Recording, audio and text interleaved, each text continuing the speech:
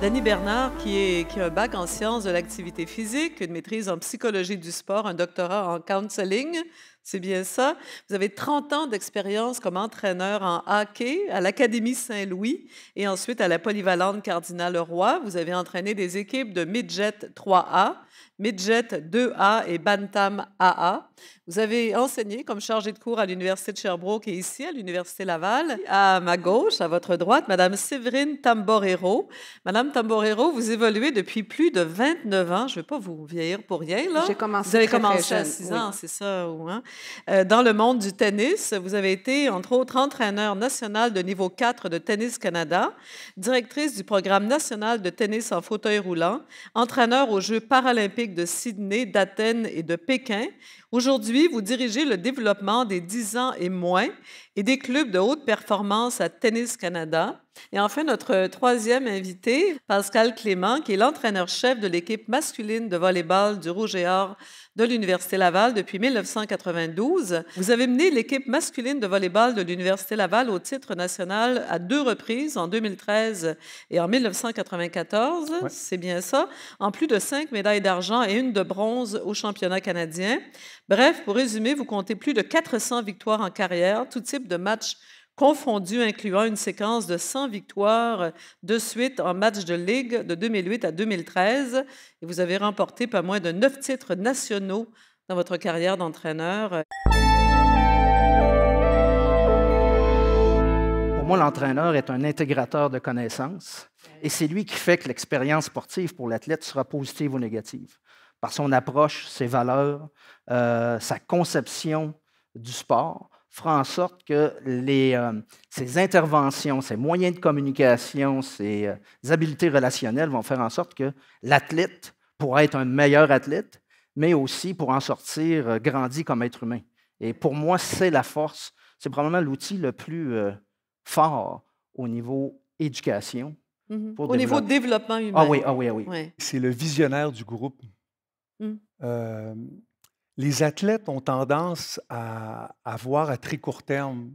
Ils ont comme un sentiment d'urgence tout le temps. Tu sais, c'est comme, ils veulent savoir qu'est-ce qui se passe là. Puis nous, comme leaders, je pense qu'on est obligé, tu sais, on parle souvent de planification annuelle, tu sais, c'est une chose qu'on doit faire dans notre travail, mais je pense qu'on doit surtout être visionnaire, d'avoir une image claire de qu'est-ce qu'on veut voir dans notre groupe, où est-ce qu'on s'en va, être un petit peu des devins quelque part. Puis notre plan, ben, il va s'arrimer à ce qu'on a vu un petit peu plus tard. Puis nous, ben, c'est de ramener les athlètes justement à ce plan-là, à cette vision-là. Oui. Parce que, tu sais, pour être excellent, là, l'excellence, ça prend du temps. Premièrement, comme entraîneur, je pense qu'on bâtit des êtres humains avant de bâtir des athlètes. C'est pour ça qu'on fait le travail qu'on fait. C'est pour ça qu'on dit que c'est la passion qui dirige nos choix et pourquoi on fait le travail qu'on fait. Notre travail évolue. Moi, j'ai eu le privilège de travailler autant dans le milieu paralympique avec des adultes en fauteuil roulant que de travailler avec des 10 ans et moins, que d'avoir entraîné un jeune qui est devenu top 20 au monde à 18 ans. Alors, c'est sûr que moi, mon travail a dû s'adapter au fait que les besoins d'un jeune de 8 ans puis d'un de 15 ans, de 14 ans est très différent. Alors, je pense que l'entraîneur, il est un peu de tout et l'important, c'est d'évoluer avec les différents besoins qui se font entre 8 ans et des fois, ça peut aller jusqu'à l'âge adulte et senior aussi. Le titre, c'est l'art du coaching. Est-ce que pour vous, coacher et enseigner ou diriger ou entraîner, c'est la même chose? Tout ça, c'est des termes qui sont équivalents? Non. Non? Parce que je pense que la fonction d'entraîneur, elle est multitâche. En fait, on va entraîner et parmi ça, il va y avoir l'enseignement, la motivation, la direction, l'administration, qui pue au nez à la majorité des entraîneurs, mais qu'on doit faire. Oui, d'accord là-dessus, oui. Des gars, entraîneurs gars. Donc, à ce niveau-là, enseigner, oui, parce qu'on doit, il y a une composante technique, tactique, tactique Vous d'équipe. transmettez des connaissances, hein, Oui, une un expertise, il y a des savoir, notions à un transmettre. savoir-faire et un savoir-faire-faire, parce que ce qu'on veut, c'est que nos athlètes soient en mesure de faire ce qu'on enseigne. Enseigner, bien, tu vas aller chercher plus la base, les fondements. Tu vas vraiment aller c'est dans le spécifique. Coacher, tu vas toucher le cœur un petit peu plus, puis ton objectif est un petit peu plus sur la performance et les résultats aussi de cette performance-là. Alors, pour moi, il y a vraiment une différence entre ces éléments-là, oui. Puis j'ai l'impression que dans le coaching, des fois, on s'improvise un peu à tout vent des coachs. Tu sais, il y a des animateurs de sport, puis il y a des motivateurs de sport, puis il y a des parents qui encadrent des jeunes, mais c'est pas pour autant des coachs. C'est l'art de coacher. Si on se permet de mettre le mot art avant coaching, c'est parce que c'est beaucoup plus grand que simplement de l'animation. Coach idéal, il n'y en a pas. Je pense que chacun a sa personnalité, a son vécu. Il y a tellement de choses. Il y a beaucoup, puis on le voit au hockey, il y a beaucoup d'anciens joueurs qui s'improvisent entraîneurs. Il y en a qui sont excellents, il y en a d'autres qui ne devraient pas être là, mais parce qu'ils ont un vécu joueur, ils pensent que cette profession-là leur appartient un petit peu parce qu'ils ont passé par les grandes ligues. En tennis, c'est la même chose. Dans les sports où c'est un petit peu plus professionnel. Il y a beaucoup de choses. Être entraîneur, c'est pas facile. Oui, c'est une passion. Oui, c'est une profession. Mais tout l'aspect communication, on parle d'éducation, on a tout fait des stages dans nos niveaux d'entraîneur. Pourquoi? Parce que ça prend une formation. Faire une planif annuelle, ça ne s'improvise pas. Planifier une tournée, ça ne s'improvise pas. Donc, il y a beaucoup de choses qui doivent nous compléter pour être capable de faire un travail adéquat, ça, c'est certain. Conviction. Oui. L'enseignement qu'on donne à travers notre coaching, les différents enseignements, sont en constante mutation. Les jeunes changent à vitesse grand V. Le niveau sportif change à vitesse grand V. Les comportements en société changent à vitesse grand V. Ça fait que si on n'a pas des convictions dans ce qu'on fait, si on n'a pas une bonne maîtrise, une bonne connaissance de notre discipline, puis si on n'est pas des bons communicateurs, on part avec 2 prises. Tu sais, je pense que c'est important. Donc, là. la conviction, c'est le premier Ouais. élément. Puis la Hein? cohérence, conviction et cohérence. Oui. Courage.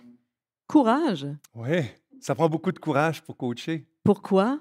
On a l'impression que c'est quand même bien vu socialement, recherché, que vous êtes là devant souvent bien comme des vu. héros un peu, Oui, non? mais je dirais aux jeunes qui veulent faire du coaching et qui veulent en faire une profession, comme dans l'enseignement, toutes les valeurs, toutes les données ont changé. Tu sais, c'est comme ça part tout bord, tout côté. Ça fait que ça demande beaucoup, beaucoup de courage et beaucoup de conviction pour pouvoir arriver à percer et à convaincre ces jeunes-là de les suivre. Tu sais. Oui. Et la seule façon que les parents vont avoir confiance, que les jeunes vont avoir confiance en nous, c'est par notre système de valeurs. Moi, l'honnêteté, c'est hyper important. Un jeune qui triche sur mon terrain, c'est sûr qu'il va mal dormir le soir.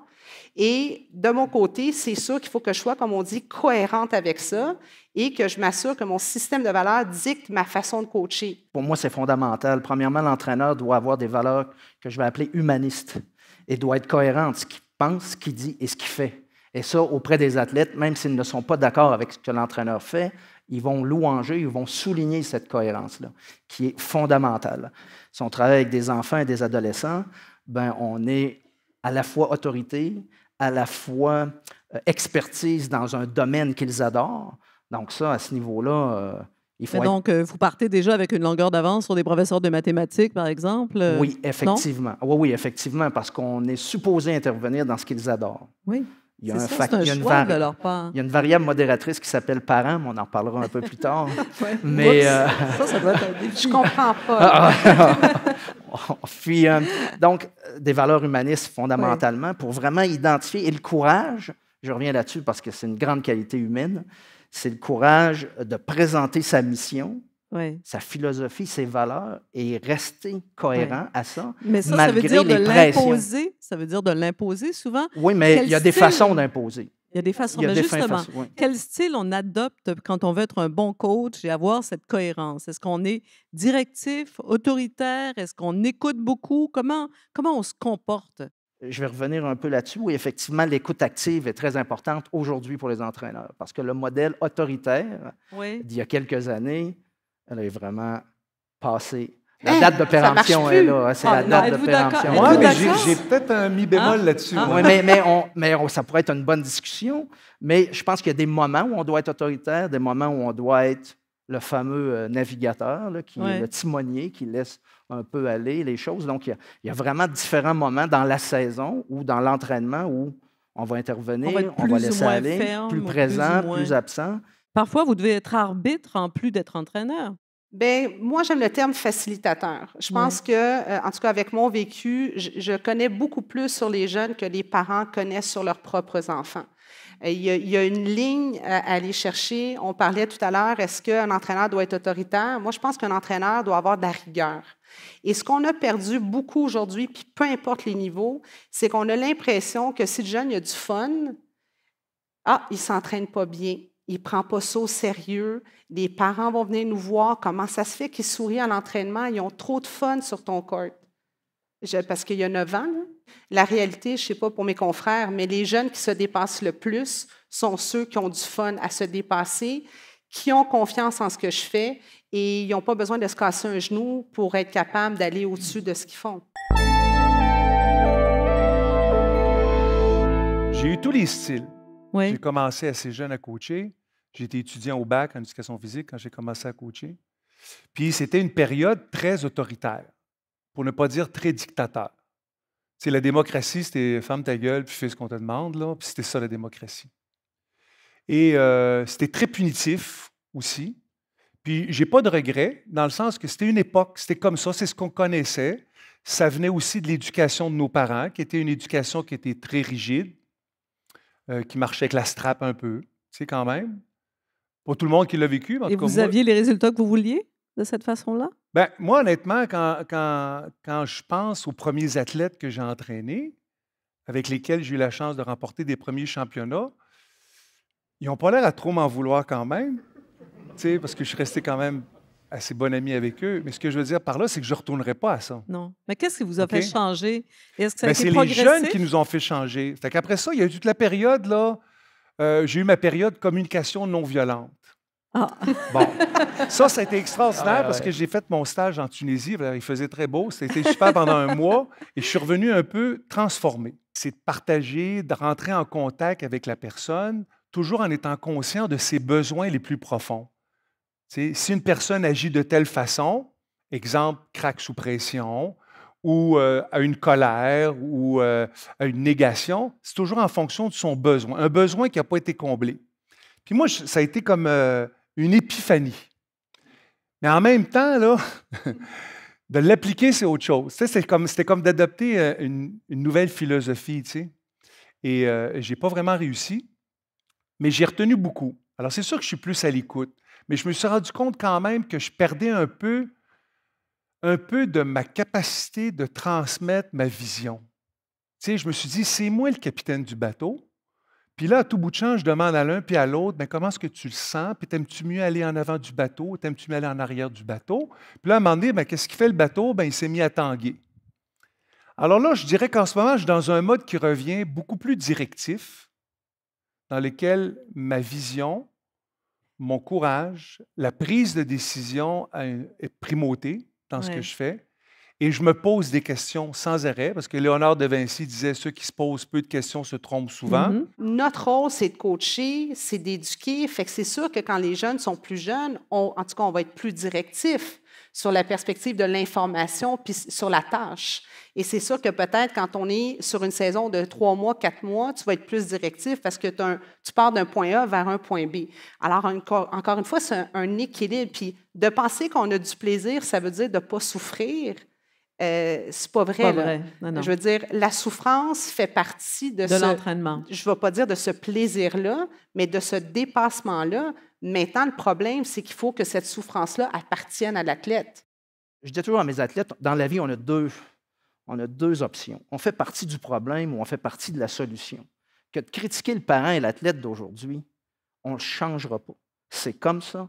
et on a à s'adapter. Et Oui, rajouter, mais on parle de courage, mais une des grandes qualités d'un entraîneur, c'est sa résilience, ouais. sa capacité de s'adapter aux nouvelles tendances lourdes.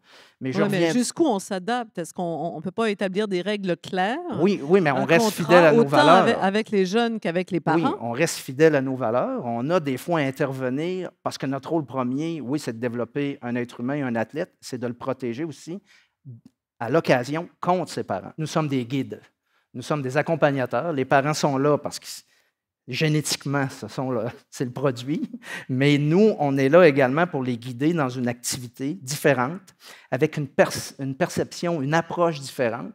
Donc, on contribue à ce développement humain-là par une pratique d'activité physique, le sport, qu'ils aiment. Mais non, je ne m'attribuerai jamais le rôle de père d'un athlète. Dans la vie, comme dans le sport, comme avec nos athlètes, il y a des jeunes qu'on a plus d'affinité par notre écoute, par nos valeurs, par le temps qu'on passe avec eux. Est-ce qu'on en sait plus souvent? Est-ce que les jeunes vont nous dire des choses que leurs parents ne savent pas? Oui. Parce que, à quelque part, un, ça veut dire qu'ils ont confiance.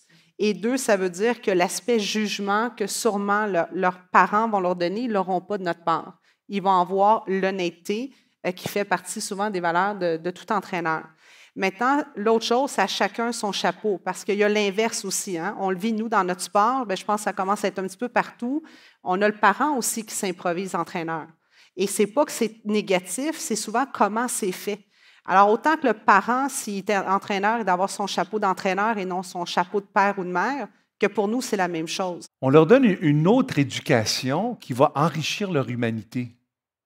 T'sais, moi, j'ai eu des parents là, qui ont été extraordinaires, sont encore vivants, puis ils aiment le volleyball, puis ils m'ont accompagné là, depuis, je ne veux pas dire quand j'étais petit, parce que j'ai jamais été petit, on dirait, mais depuis l'âge de 11-12 ans que j'ai commencé à jouer au secondaire, puis ils nous ont donné des livres, puis ils nous ont accompagnés, puis ils m'accompagnent encore, même à 53 ans.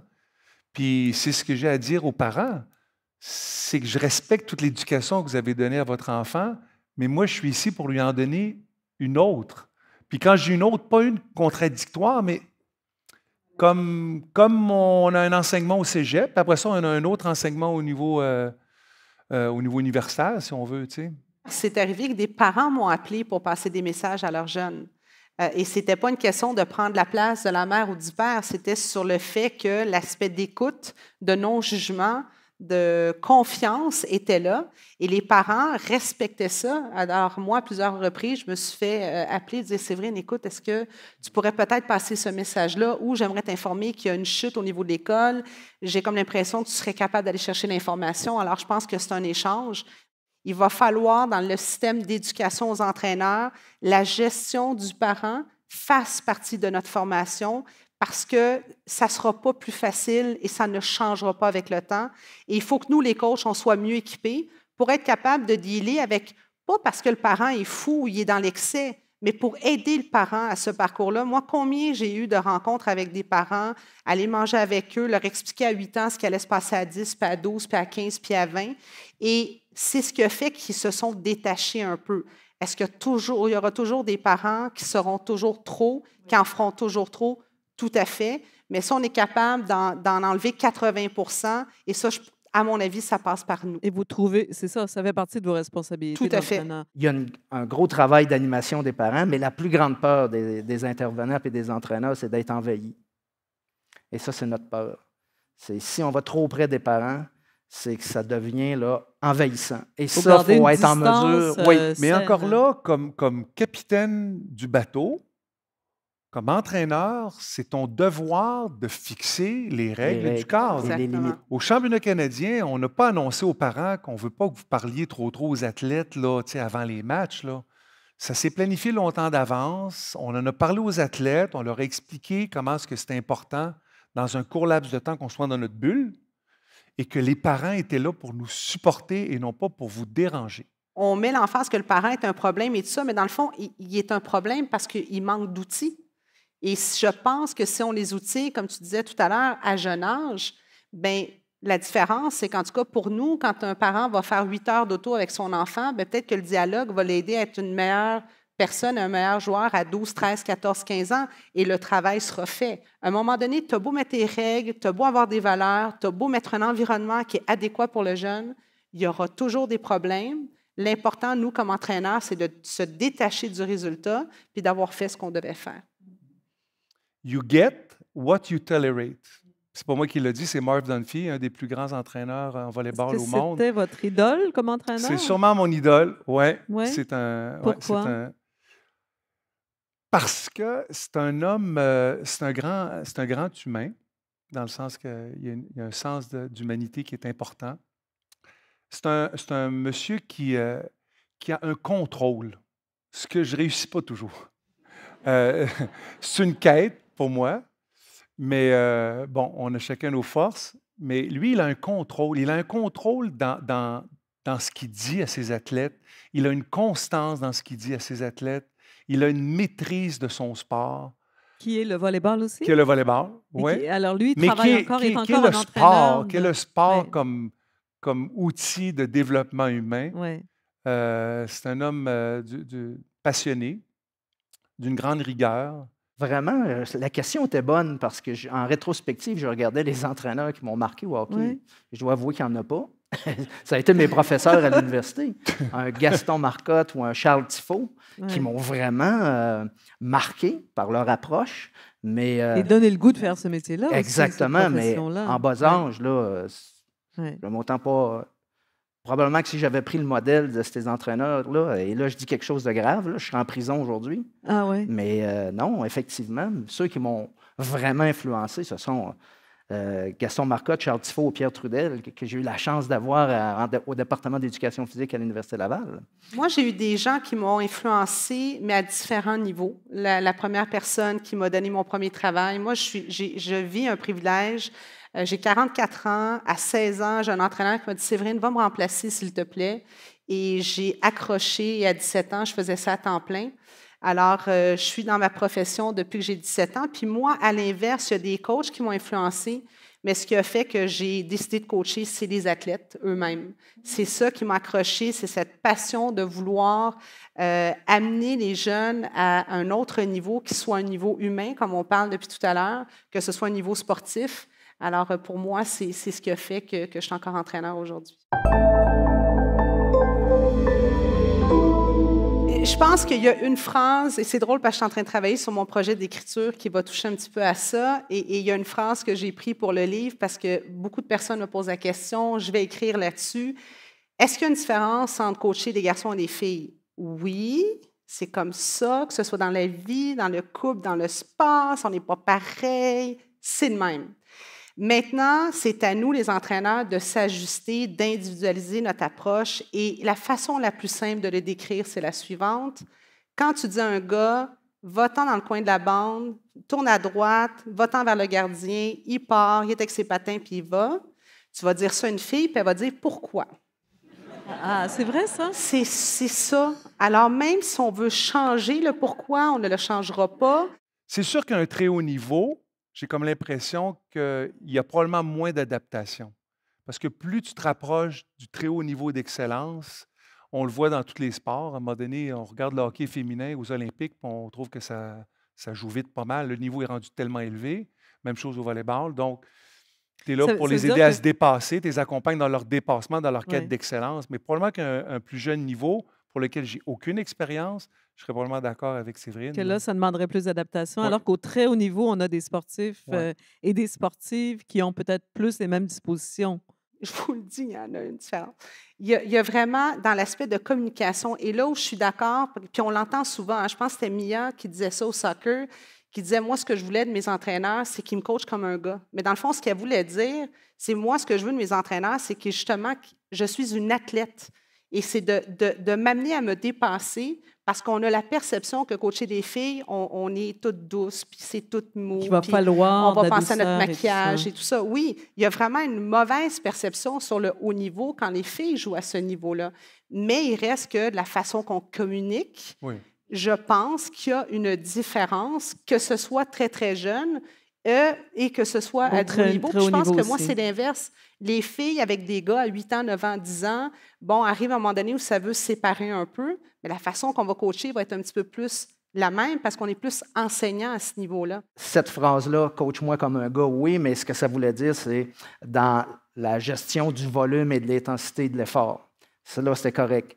Mais au niveau, quand on avait de quoi dire, je ne pouvais pas me prendre de la même façon avec mon athlète femme et mon athlète homme. C'était deux approches complètement différentes.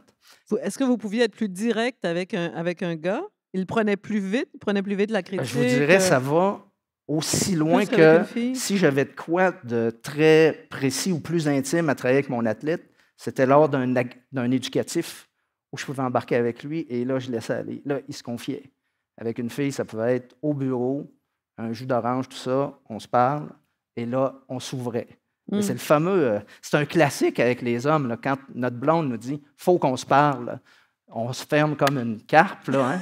Alors qu'avec les filles, assis, avec un thé, un café, voici là. Ce qu'on parle. Ça, c'est vraiment en counseling, c'est un classique. Là, on va s'ouvrir. Fais ça avec un gars, c'est fini.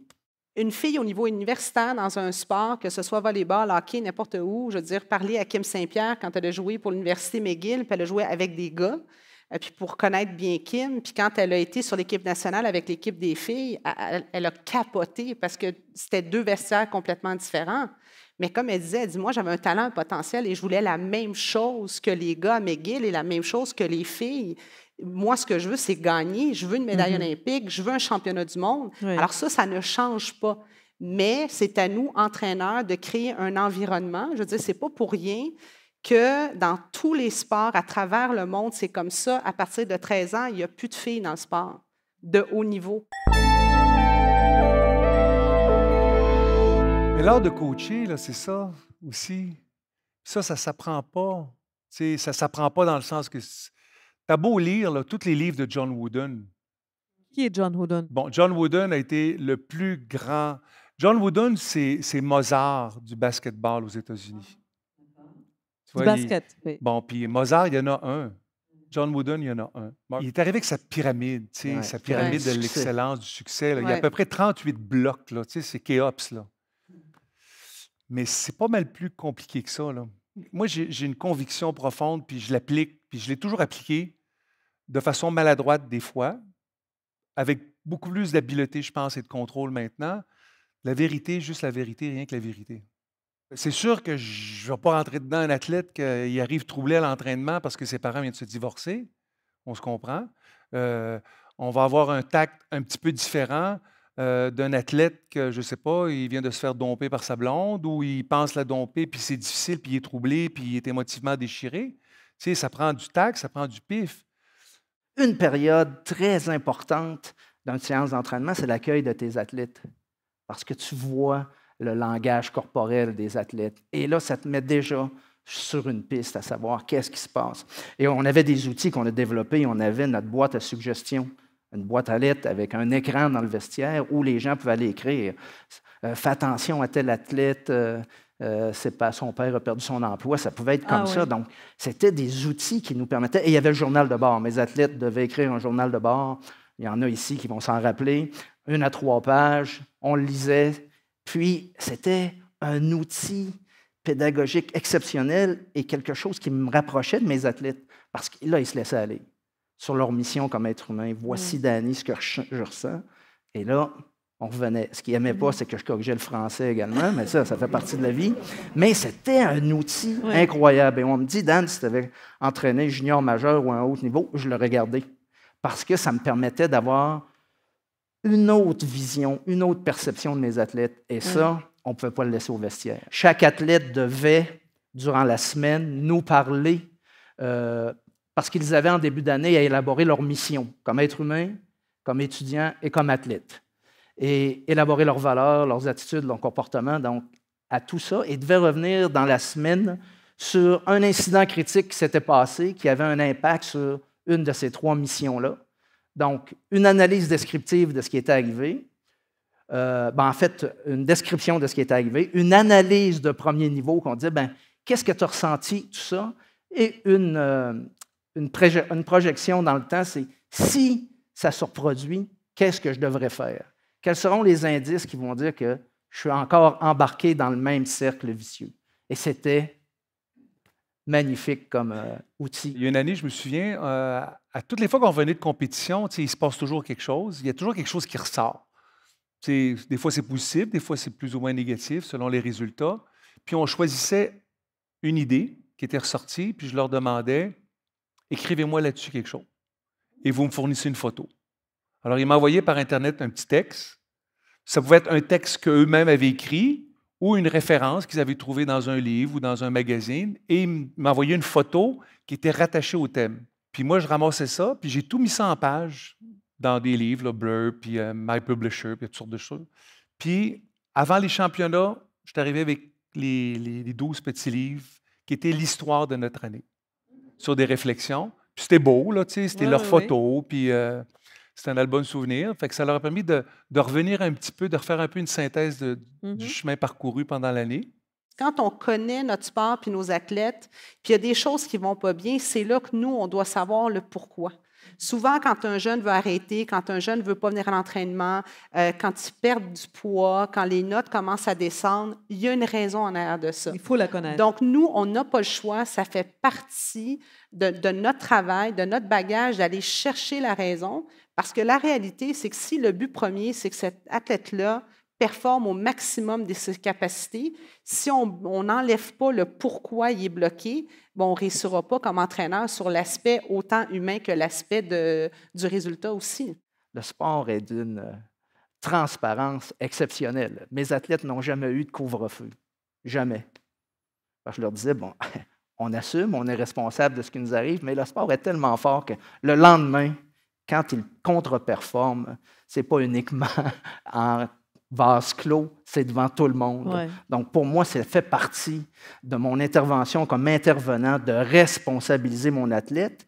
Puis, à l'extrême limite, je considérais une grande réussite comme entraîneur quand l'athlète était en mesure de faire des choses, même si je n'y étais pas.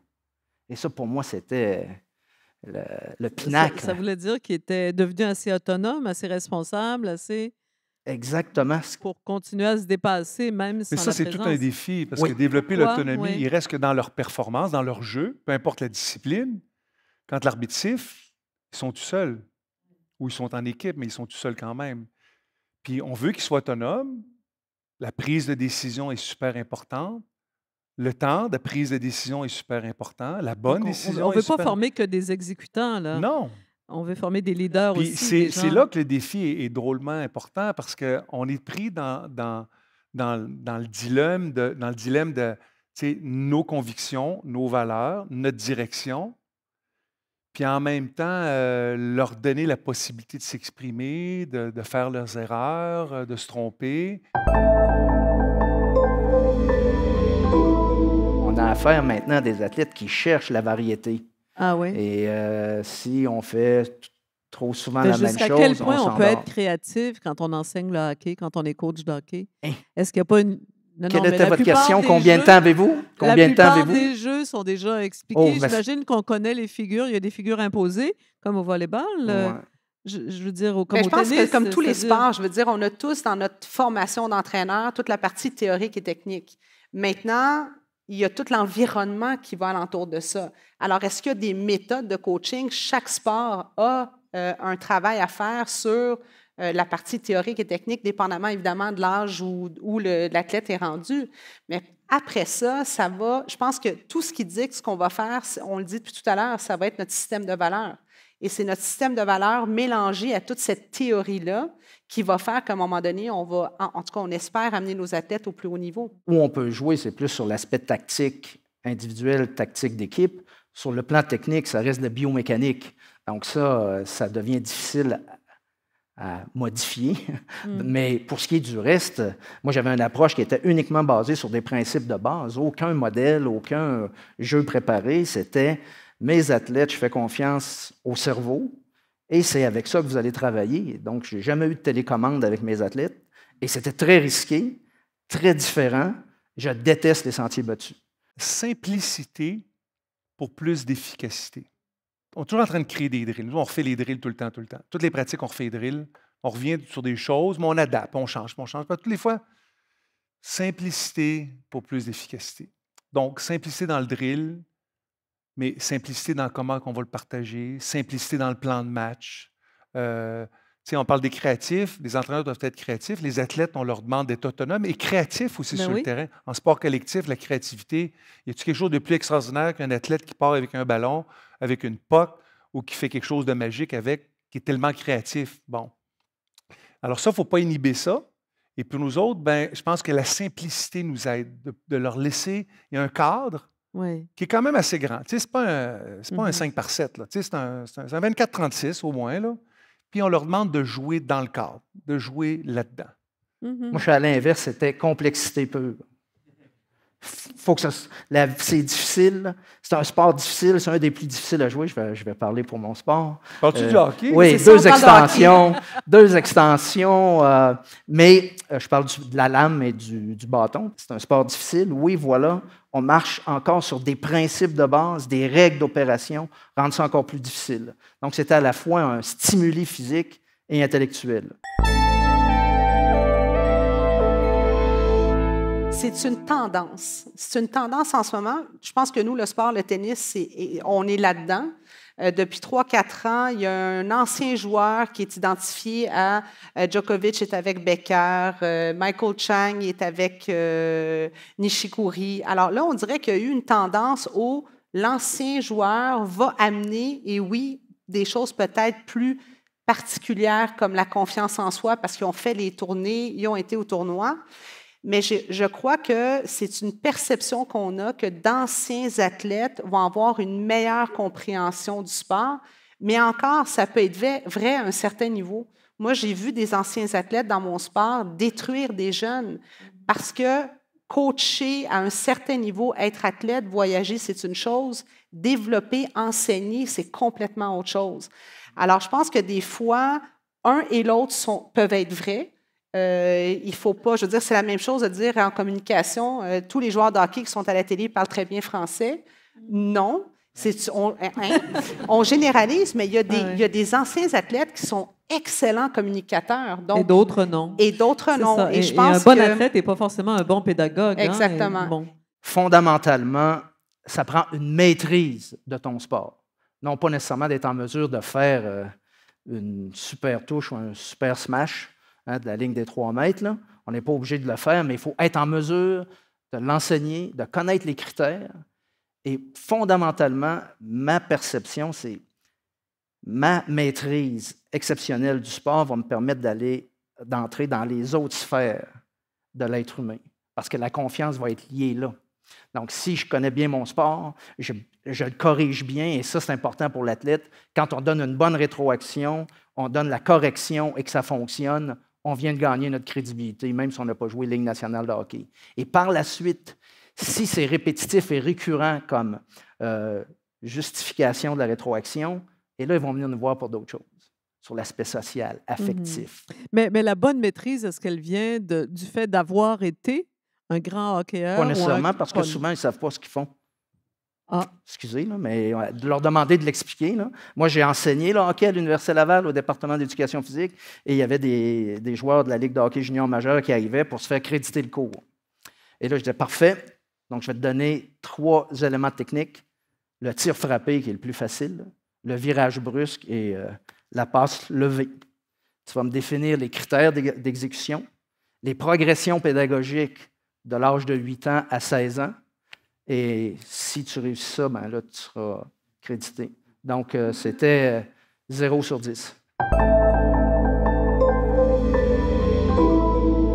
La cohésion, c'est au quotidien.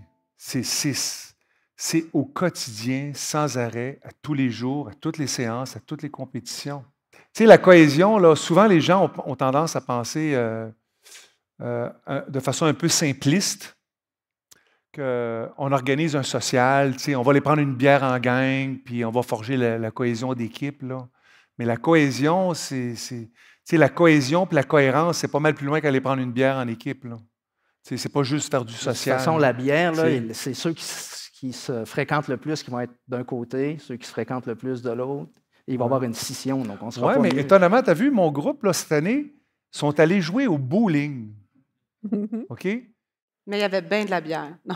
Non, mais très honnêtement, là, je ne sais pas si c'est comme une nostalgie, là, mais pour moi, ça m'a fait drôlement plaisir. D'abord, je ne le savais pas, on n'avait pas entendu parler, mais ils ont été joués au bowling. Tu sais, c'était tellement simple, ludique, c'était juste un prétexte d'être ensemble, c'était pas un party, c'était le jour, que je me suis dit, la cohésion d'équipe est dans une bonne voie. Parce Oui. qu'ils ont le goût d'être ensemble pour faire Oui. ils ont le goût d'être ensemble pour aller jouer dans la ruelle. Je crois aux activités planifiées et aux activités plus informelles. Informel. Mais mes activités formelles étaient là. Il y avait le pairage, il y avait du jumelage. On avait ce qu'on appelait les anges gardiens. C'est des anges gardiens où chacun était responsable à l'école, en voyage et sur la glace, si jamais ça ne fonctionnait pas. Mais dans la même équipe. Là, dans la même équipe. De hockey, et ça, ils avaient un modèle. Qu'est-ce que c'est? Qu'est-ce que ça demande comme intervention? On avait développé, ça c'est très behavioriste, on avait le mur des réalisations, individuelles et d'équipe. Donc, ça pouvait aller à l'école, quelqu'un qui avait un bon résultat. On avait trouvé dans un de nos voyages en Europe, en Suisse, une grosse cloche à vache. Tu sais, bang, bang. Donc, ça, quand quelqu'un avait une réussite individuelle, la sonnait, tout le monde arrivait et il l'écrivait au tableau. Ça, c'était plaisant. Et la même chose au niveau d'équipe. Donc, il y avait vraiment, en termes de planification, des choses très formelles.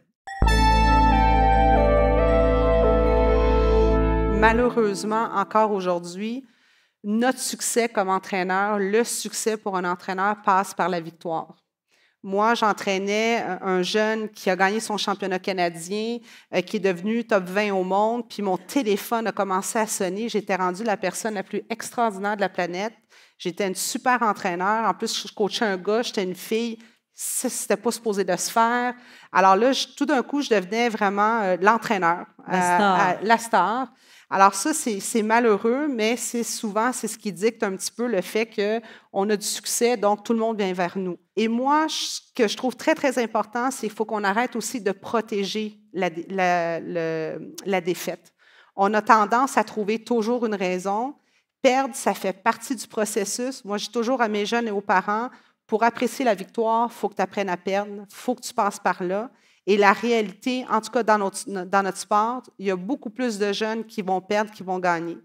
Et je dis toujours, dans un tableau de 24 jeunes, et je dis toujours aux jeunes, il y a combien de jeunes qui vont partir très contents à la maison?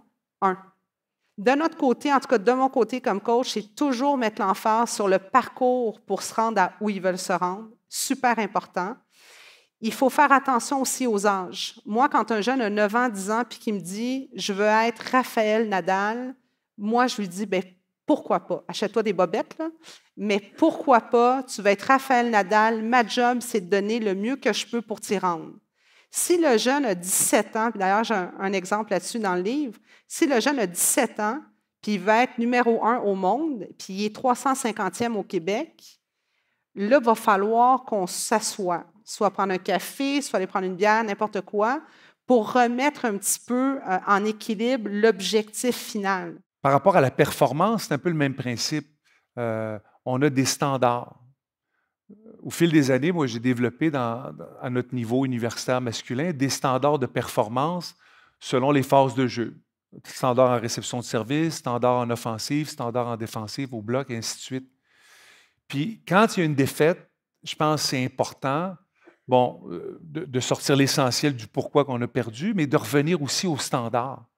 Si on veut gagner à ce niveau-là, je pense qu'il faut que tu atteignes un certain standard. Dans les sports individuels, vous travaillez beaucoup comme ça, parce que pour se classer pour les Olympiques en patin de vitesse, il faut que tu atteignes un certain standard en natation. En sport collectif, c'est pas la même chose. Il y a des tournois, puis le gagnant, c'est celui qui gagne le tournoi, mais dans ton processus, il reste qu'il y a des standards que tu dois atteindre ou à tout le moins te rapprocher le plus possible.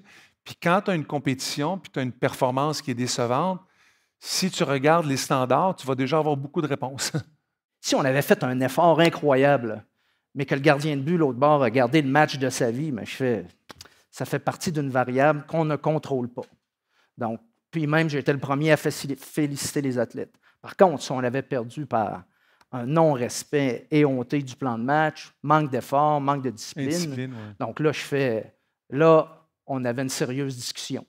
Et c'était très autoritaire comme discussion à ce moment-là. Donc, mais c'était ça. Et ce qui m'aidait aussi, ce que j'utilisais, c'est les contrats d'apprentissage. Tu sais, on parlait de cohésion tantôt, mais que chaque athlète identifie ses objectifs et ensuite, au-delà de ça, comment il le transpose dans l'équipe. Donc ça, je revenais souvent là-dessus. Comment vous développez la force du mental? La force du mental. On écoute l'ancien compte. Ben, honnêtement, il y a eu encore là, dans le coaching, beaucoup de tendances. Hein? Tu sais, je me souviens, il y a une époque, la sophrologie, et entre autres, dans l'époque où Sylvie Bernier a remporté une médaille d'or aux Jeux olympiques de Los Angeles, la sophrologie, là, c'est la préparation mentale qui était importante. Est-ce que tout le monde sait ce qu'est la sophrologie ici? La visualisation, Oui. tu sais, bon. On en a fait, et on en a fait beaucoup. Puis, je ne touche plus à ça. Non, je ne touche plus à ça du tout. On a fait beaucoup de périodes très yoga. Là. Tu sais, pas yoga parce que ce n'était pas du yoga dans ce temps-là. Relaxation. OK. Là, en ce moment, effectivement, il y a une période très yoga. Il y a beaucoup d'athlètes qui en font. Il n'y a rien de mauvais là-dedans. Non, mais je veux dire, Il est convaincant. Là. non, mais il n'y a rien de mauvais là-dedans dans le sens que si l'athlète, ça lui fait du bien puis ça optimise ses performances, c'est super. J'insiste beaucoup sur la préparation de match. Puis la préparation de match, pour moi, c'est pas juste on frappe sur la ligne, on frappe sur la diagonale. Là. C'est pas juste ça. Là. Ça commence à partir du matin où tu te lèves puis tu as une journée de match. Tu sais, on a imposé depuis quelques années, nous autres, un décrassage. On a une petite séance, on appelle ça un décrassage. Puis c'est un petit moment où on vient toucher des ballons. C'est pas trop intense, mais c'est pas trop relax non plus. C'est sérieux, mais c'est détendu à la fois. Tu sais, il y a une espèce d'équilibre, d'harmonie qui nous met dans le bain collectivement. Ça fait partie de la préparation de match. Le repas d'équipe avant un match, ça fait partie de la préparation de match. Puis si on ne peut pas le faire, on doit trouver des façons différentes de le faire. Pour travailler beaucoup à travers le Canada avec des 10 ans et moins, je peux vous dire que je n'ai jamais vu autant de jeunes avec de l'anxiété, manque de confiance en soi.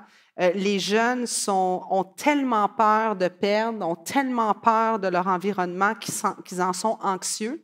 Et ça, c'est votre prochaine génération d'athlètes. Mais Séverine, c'est nouveau, ça, ce degré d'anxiété. Oui. Est-ce que c'est parce qu'on leur impose plus de pression qu'aux générations précédentes? Ce qui arrive, c'est plein. Parents, système, oui, je pense qu'il y a plein de facteurs. Je pense qu'aujourd'hui, les jeunes ont des choses à 9 ans, 10 ans que moi, j'avais comme athlète à 14, 15 ans. Ils sont surencadrés, ils sont surentraînés. Moi, j'ai des jeunes qui sortent des terrains, qui pleurent puis qui me le disent. Avec tout ce que mes parents me donnent, c'est impossible que j'ai un échec, c'est impossible que ça ne marche pas. J'ai le meilleur entraîneur, j'ai un entraîneur physique, je vais avoir une nutritionniste, j'ai un psychologue sportif. Donc, tout devrait bien aller. Alors, le parent, lui, a une perception qui fait le mieux pour son enfant.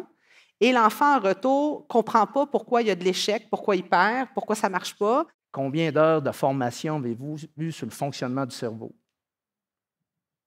Et ça, c'est l'organe suprême. Puis on ne le connaît pas. La rétroaction corrective, elle doit être précise. Si c'est de la rétroaction négative, oui, précise, mais celle est positive également. Parce que comme intervenant, on a cette fâcheuse tendance à être très précis dans le correctif négatif et très général dans le correctif positif. Donc, essayez de gérer ça. Il y a des moments où on ne sera pas totalitaire, mais on va être très autoritaire en disant « voici, c'est ce qu'on veut ». Et il y a d'autres moments où ça va bien, on laisse aller. Puis, il y a des moments aussi où j'appelle, moi, des papiers révélateurs. Je suis un peu suicidaire comme ça. Là. Quand ton équipe, tu as essayé de développer une approche et que là, on fait l'opposé et là, on se cale. Mais on se cale solidement. Donc, pour moi, c'est juste des munitions. Je les laisse aller. Parfait, on y va. Après, par contre, mon coffre à munitions est rempli. Donc, pour moi, là, c'est de l'investissement à long terme, ça. Le seul qui est en mesure d'évaluer ton comportement comme entraîneur, c'est toi-même. C'est le seul qui sait ce que tu veux faire avec tes athlètes. Tu es le seul qui sait exactement ce que tu as dit à tes athlètes. Et les analyses là, les analyses je pense à des émissions de TV au hockey, là, mais tu sais, de l'extérieur, là, tu sais, qui vont évaluer là, ce qu'ils ont vu. Là. Ils ne savent pas ce qui s'est dit, ils ne savent pas ce qui s'est passé.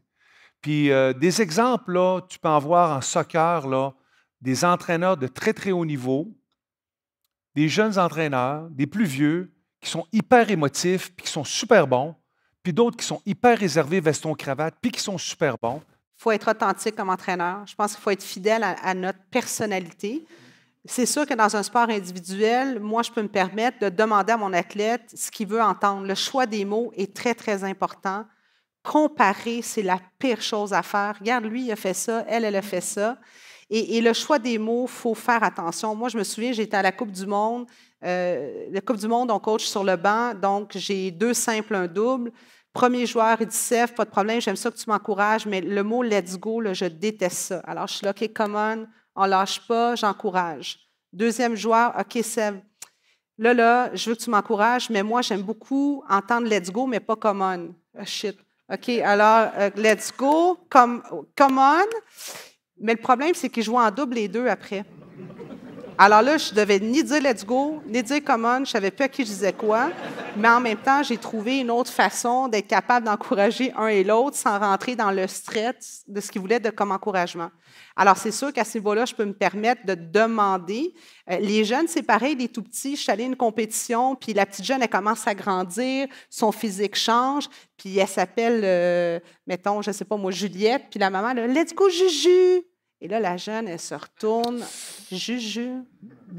Alors, le choix des mots, pour moi, il est très, très important dans l'action.